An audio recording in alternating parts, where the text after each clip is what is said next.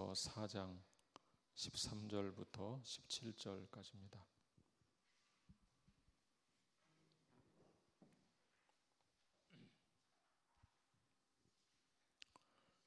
야고보서 4장 13절부터 17절까지 저와 함께 한 절씩 교독하겠습니다.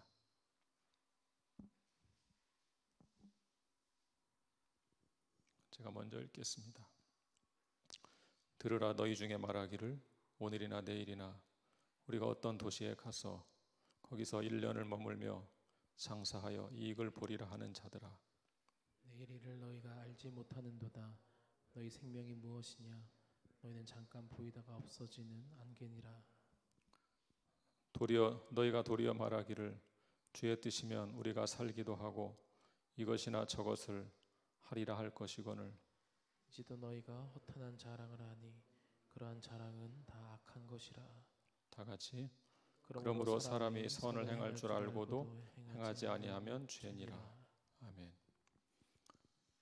네, 지난 2주간 종려 주일과 부활절을 맞아 절기 설교를 했고요. 오늘 다시 본래 강의하던 야고보서로 돌아왔습니다. 계속 반복해서 말씀드린 것이 있었죠. 야고보서를 잘 이해하려면 3가지 주제를 알아야 한다 말씀을 드렸습니다. 시험, 지혜, 부와 가난, 3가지 주제가 야고보서에는 반복적으로 등장합니다. 물론 그 특정한 주제에 한정되는 것은 아닙니다. 그러나 큰 틀에서 그 주제를 가지고 조금씩 그 상황에 맞게 적용해가면서 내용을 전개하고 있습니다. 그동안 몇 주간 지혜라는 주제로 말씀을 드렸고요. 오늘은 시험이라는 주제와 관련이 있습니다. 오늘 본문 보시면 들으라 하는 말과 함께 시작하죠. 들으라. 여기 들으라 이 말을 원문에서 직역하면 이제 오라 그런 말입니다. Now come, 이제 오라. 약간 의역하면 이제 들으라 그렇게 해석할 수 있고요. 좀 주의를 끌기 위한 말이죠. 좀 풀어서 말하면 자, 이제 와서 내 말을 들어보라 이 말입니다. 이제 와서 내 말을 들어보라. 그 다음 내용을 보면 이것은 경고하기 위해서 주의를 끄는 말이라는 사실을 알 수 있습니다. 자, 어떤 사람들에게 경고하는 말인지 잘 보십시오. 오늘이나 내일이나 우리가 어떤 도시에 가서 거기서 1년을 머물며 장사하여 이익을 보리라 하는 자들아. 학자들은 이 경고의 대상이 그리스도인인지 아닌지 적지 않은 논쟁을 벌입니다. 야고보는 성도들을 부를 때 종종 사랑하는 형제들 이렇게 불렀습니다. 그런 사실에 근거한다면 호칭도 없이 그냥 들으라 하고 말을 시작하는 것을 보면 이 경고는 일반인들을 향한 것이 아닌가 그런 생각이 듭니다. 그렇지만 야고보가 쓰고 있는 이 서신서가 기본적으로 신자들을 향한 것임을 감안한다면 이 경고 역시 그리스도인을 향한 것이라고 볼 수도 있습니다. 야고보는 이런 의문에 대해서 명확히 답하지 않고 다음 내용으로 넘어갑니다. 그렇다면 이 경고의 대상은 구체적으로 누구일까요? 아마도 이 경고의 대상은 스스로 그리스도인을 자처하지만 실상은 그리스도인답지 않은 그런 사람들을 향한 것으로 보입니다. 당시 유대인들 가운데 지중해 상업도시로 가서 큰 돈을 벌겠다 그런 계획을 가진 사람들이 있었습니다. 야고보는 지금 그런 사람들을 염두에 두고 이 서신을 기록하는 것으로 보입니다. 자, 그렇다면 이 사람들의 잘못이 뭘까요? 다른 도시로 가는 것이 잘못일까요? 그렇지 않을 것입니다. 성경은 자기 나라에만 머물러라 그렇게 말하지 않습니다. 그럼 이익을 보려는 생각이 잘못일까요? 그것도 아닙니다. 성경은 열심히 일해서 돈을 버는 것을 부정적으로 보지 않습니다. 그렇다면 미래를 계획하는 것이 잘못일까요? 그것도 아닌 것 같습니다. 만약 미래를 계획하는 것이 잘못이라면 우리는 저축도 하지 말아야 하고 보험도 가입하지 말아야 할 것입니다. 오늘 본문이 말하는 것은 단순히 미래를 계획하지 말라 그런 뜻이 아닙니다. 지금 본문이 우리에게 책망하고 있는 것은 우리 스스로 미래를 다 결정할 수 있다고 생각하는 오만 그런 것이죠. 내가 계획한 대로 다 이루어진다고 생각하는 오만함을 책망하고 있는 것입니다. 그런 오만한 자들을 향해서 성경이 뭐라고 책망합니까? 14절을 한번 같이 읽어보죠.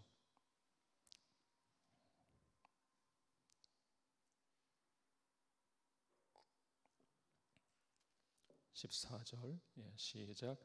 내일 일을 너희가 알지 못하는도다. 너희 생명이 무엇이냐?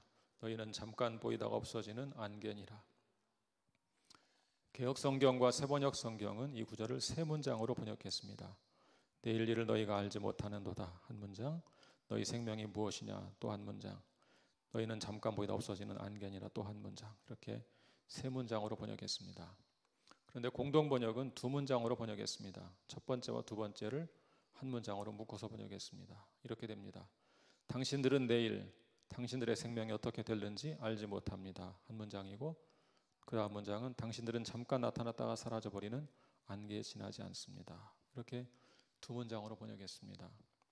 공동 번역이 헬라어 성경을 직역한 것이고 개역과 새번역은 약간 의역한 것입니다. 저는 공동 번역이 이 구절은 더 잘 번역했다고 생각합니다.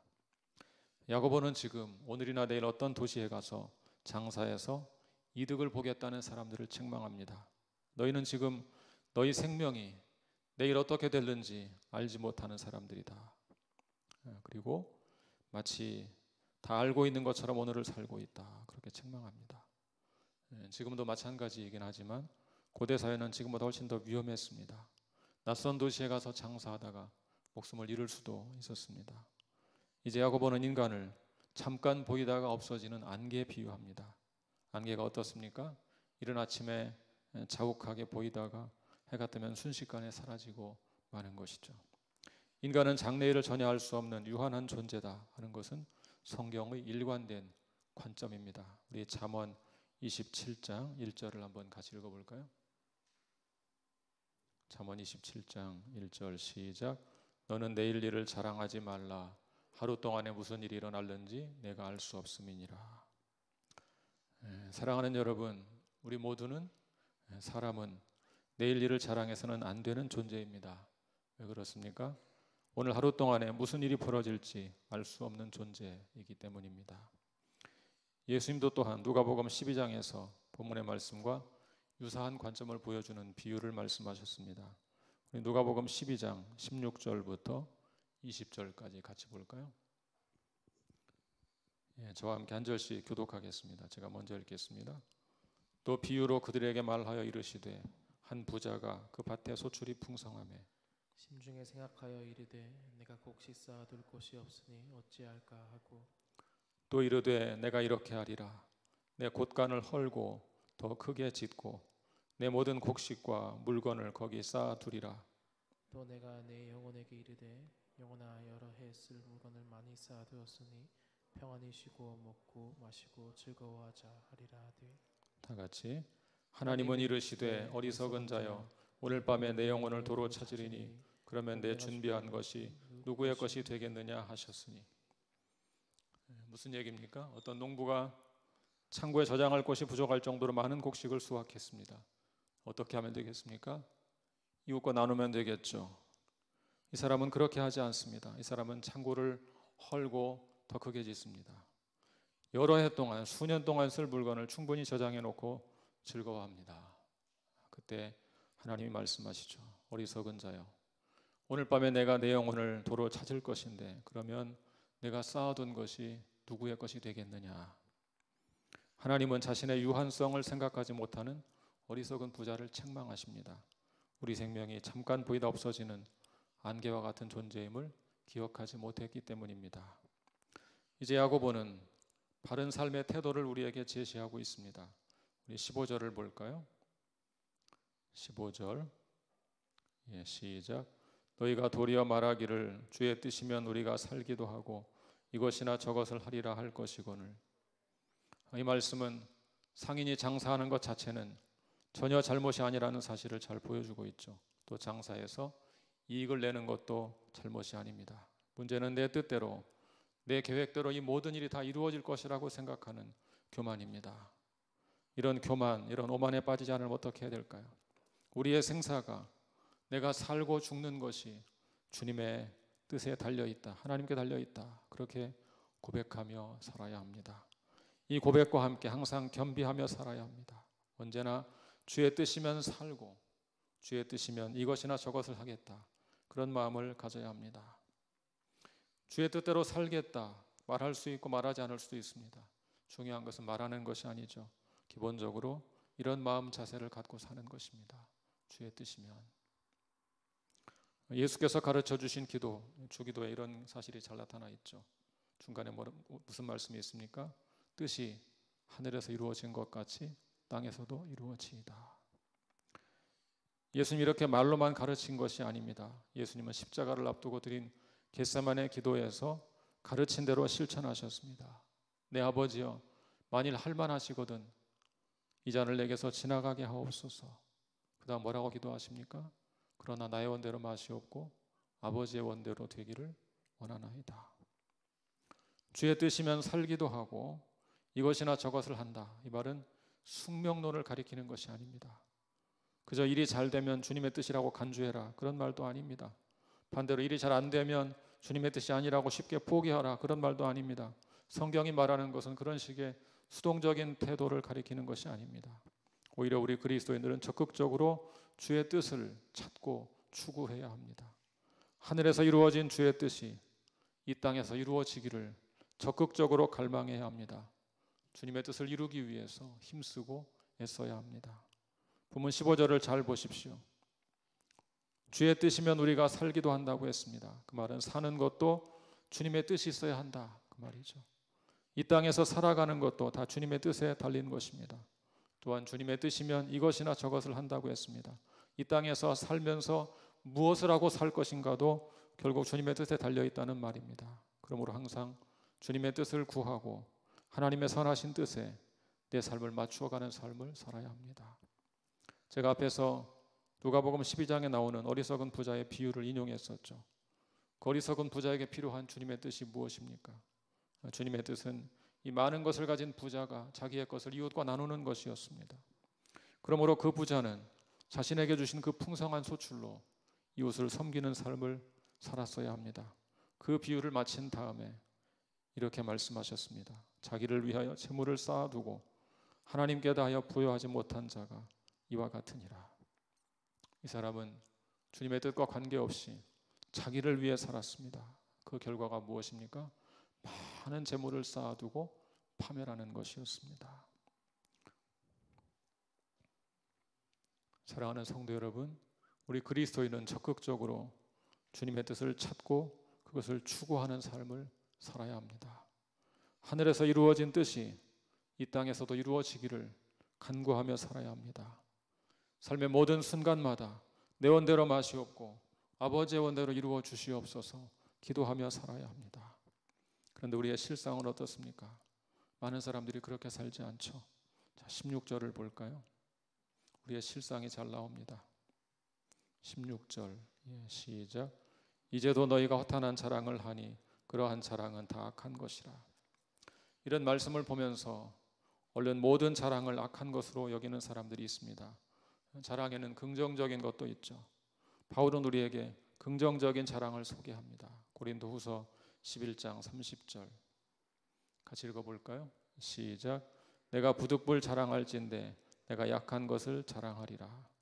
바울은 약한 것을 자랑합니다. 왜 약한 것을 자랑합니까? 그 이유는 그리스도의 능력이 약한 데서 온전해지기 때문에 그렇습니다. 이런 자랑 외에도 우리는 우리의 장점들을 자랑할 수도 있습니다. 내가 공부를 잘해서 좋은 학교를 졸업했다 자랑할 수 있습니다. 뛰어난 재능을 자랑할 수 있습니다. 악기를 잘 연주할 수도 있고 노래를 잘할 수 있고 운동을 잘할 수 있습니다. 그런 거 자랑할 수 있습니다. 자랑할 게 없으면 자식을 자랑하면 됩니다. 내 자식은 뛰어나다, 나와 다르다 자랑할 수 있습니다. 이런 자랑이 좋은 것은 아니지만 절대로 안 되는 악한 일도 아닙니다. 다만 자주 하면 재수없다 소리를 들으니까 조심할 필요는 있겠죠. 오늘 본문이 이런 자랑도 일절하지 말라 그런 말은 사실 아닙니다. 바울도 자기를 자랑한 적이 있죠. 나는 8일 만에 할례를 받았고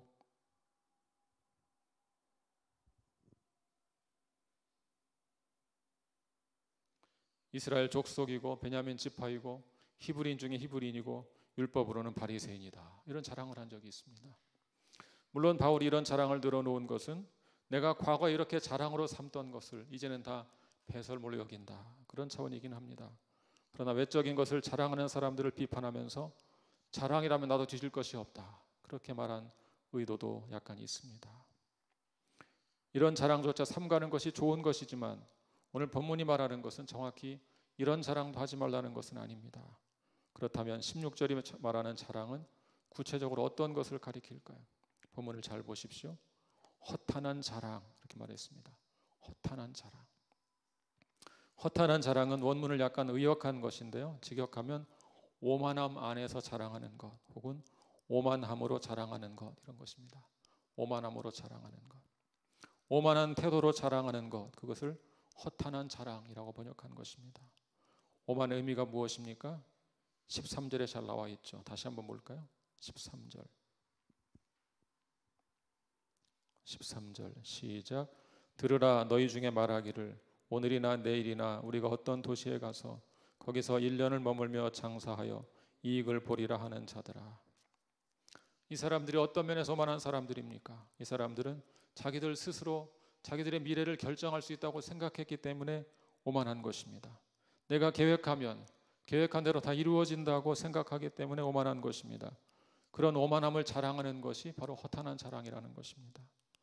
야고보나의 그런 자랑은 악한 것이라고 말합니다. 다시 말하지만 야고보는 모든 자랑을 악한 것이라고 말하지 않습니다. 다만 자기 스스로 미래를 결정할 수 있다고 생각하는 오만함을 자랑하는 것, 곧 허탄한 자랑을 악한 것이라고 말합니다. 우리 그리스도인은 그런 오만함을 자랑해서는 안 됩니다. 왜냐하면 사실상 그것은 불신앙에서 나오는 것이기 때문입니다. 그렇다면 우리 그리스도인들이 정말 자랑할 것이 무엇일까요? 야고보는 이렇게 오만함을 자랑하지 말라 소극적으로 표현했지만 바울은 좀 적극적으로 말합니다. 고린도전서 1장 31절 같이 읽어볼까요? 자, 시작. 기록된 바 자랑하는 자는 주 안에서 자랑하라 함과 같게 하려 함이라. 바울은 오직 주 안에서 자랑하라 그랬습니다. 자, 그렇다면 주 안에서 자랑하라 무슨 말일까요? 일단 주가 누굽니까? 예수 그리스도를 가리키죠. 예수님은 십자가에서 죽으심으로 우리를 의롭게 하시고 거룩하게 하시고 구원하셨습니다. 그래서 그분이 참된 지혜가 되셨습니다. 그러므로 우리가 자랑할 것은 십자가에 못 박히신 예수 그리스도밖에 없습니다. 하나님은 예수 그리스도의 십자가 죽음으로 죄인인 우리를 구원하셨습니다. 주님의 십자가 죽음으로 우리를 살리셨습니다. 따라서 이제 자랑하는 사람들은 오직 그 사실만 자랑해야 합니다. 오직 나는 예수 그리스도의 십자가 죽음으로 구원받았다. 그것을 자랑하라는 말입니다. 그 외에 다른 자랑들은 다 헛된 것이라고 바울은 말합니다. 다 무익한 것이라고 말합니다. 그런 의미로 바울은 자랑하는 자는 주 안에서 자랑하라 권면한 것입니다. 사랑하는 성도 여러분, 허탄한 자랑을 삼가십시오. 인간의 오만함에서 나오는 자랑을 삼가십시오. 마치 하나님이 없어도 내 생각대로 내 계획대로 모든 것을 다 이룰 수 있는 것처럼 생각하는 그런 오만함, 그런 것을 버리셔야 합니다. 더 나아가 하나님을 단지 내가 세운 계획을 그저 추인해 주시는 분처럼 여기는 것도 매우 오만한 것입니다. 그것은 하나님을 잘 모르는 것입니다. 그런 오만함을 자랑하는 것은 무지한 것이고 악한 것입니다. 한마디로 그것은 죄입니다. 이제 마지막 17절을 볼까요?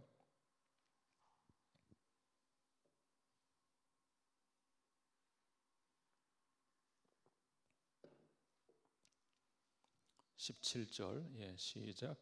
그러므로 사람이 선을 행할 줄 알고도 행하지 아니하면 죄니라. 야고보는 바로 앞에서 허탄한 자랑을 하지 말라고 했죠. 그 구절만 생각하면 잘 연결이 되지 않습니다. 그러나 15절과 연결하면 의미가 분명해지죠. 오늘 우리에게 필요한 것은 내 마음대로 계획하고 추진하는 것이 아닙니다. 사랑하는 여러분, 정말 우리에게 필요한 것은 주님의 뜻을 찾고 그것을 지속적으로 행해 나가는 것입니다. 그런데 여러분, 사실 우리는 이미 주님의 뜻을 알고 있죠. 주님의 뜻이 몰라서, 주님의 뜻이 무엇인지 몰라서 못하는 것이 아닙니다. 주님의 뜻이 뭡니까? 단순하게 말하면 우리가 선을 행하는 것이죠. 지금 우리 상황에 구체적으로 적용한다면 코로나 바이러스로 어려움에 처한 이웃을 돌아보는 것입니다. 내가 가진 것을 들여서 경제적으로 어려움에 처한 이들을 지원하는 것입니다. 우리 교회 성도들 가운데 무기명으로 헌금을 드려서 어려움 당한 성도를 돕는 분들이 참 많이 계십니다. 정말로 감사하고 감사한 일입니다. 여러분, 목사에게 가장 큰 기쁨이 뭔 줄 아십니까? 바로 그런 것입니다. 어려운 사람들을 돌보는 성도를 보는 것. 그런 것이 바로 선한 일이죠. 그런 것이 주님의 뜻이죠. 그걸 모르는 사람은 아무도 없습니다. 어려운 사람을 돕는 것이 주의 뜻인지 아닌지 몰라서 못할까요? 그렇지 않습니다. 대부분 그것이 선한 일이고 주님의 뜻이다. 잘 알고 있습니다. 17절은 바로 그런 문제를 지적하고 있습니다. 그렇게 선을 행할 줄 알면서도, 선을 행하는 것이 주님의 뜻이라고 알면서도 행하지 않는 것이 바로 죄라는 말입니다. 우리는 대체로 이렇게 생각합니다. 해서는 안 될 일을 한 것, 그것을 죄라고 생각합니다. 살인하지 말라, 그래 살인했으니 죄가 되죠. 간음하지 말라, 간음했으니 죄가 되죠. 도적질하지 말라, 도적질했으니 죄가 되죠. 이렇게 생각하는 경향이 있어요. 성경은 해야 할 일을 하지 않는 것도 죄라고 말합니다. 해야 할 일을 하지 않는 것, 그걸 죄라고 말합니다. 사랑하는 성도 여러분, 오만한 자랑을 주의하십시오. 내 인생이 내 계획대로 온전히 이루어질 것이다, 단정하지 마십시오. 그것은 매우 어리석은 것입니다. 인간은 내일 일을 알지 못하는 존재입니다. 여러분, 지금 우리 상황이 우리 유한성을 가장 잘 보여주지 않습니까? 우리 교회가 작년에 예배당을 건축하고 올해 많은 계획을 세웠습니다. 올 봄에 새 학기에 새롭게 찾아올 새신자가 많을 것으로 생각하고 준비하고 있었습니다. 우리는 지금 그런 계획을 근본적으로 수정해야 하는 상황에 직면했습니다. 2020년 봄에 코로나 바이러스가 유행할 것이다. 누가 알고 있었습니까? 아무도 몰랐습니다. 교회가 온라인 예배를 드릴 것이다. 아무도 몰랐습니다. 우리는 지금 누구도 예상하지 못한 일을 맞이하고 있습니다. 그러면 계획을 아예 세우지 말아야 할까요?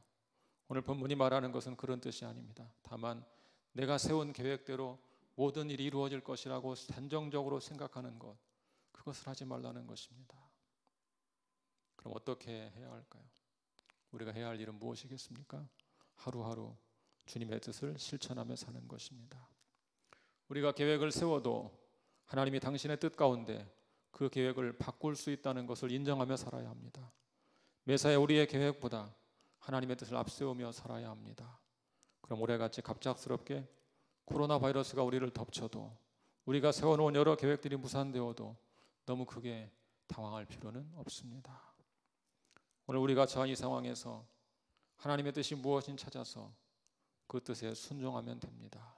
그렇다면 지금 우리가 따라야 할 하나님의 뜻은 무엇일까요? 첫째로, 공동체가 다 함께 모이지 못하는 상황에서도 여전히 우리가 한 몸이라는 사실을 기억하며 사는 것입니다.